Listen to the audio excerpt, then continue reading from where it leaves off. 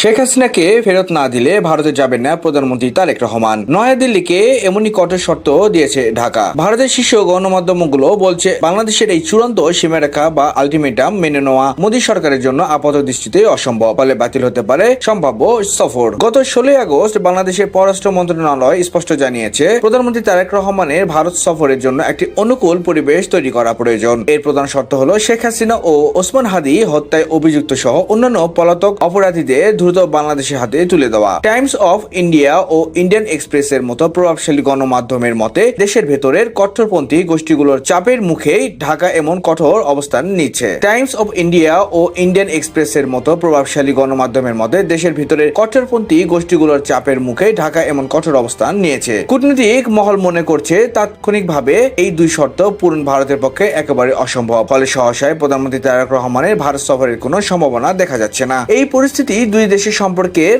এক নতুন টানাপোড়েন ও মেরুকরণেরই স্পষ্ট ইঙ্গিত দিচ্ছে।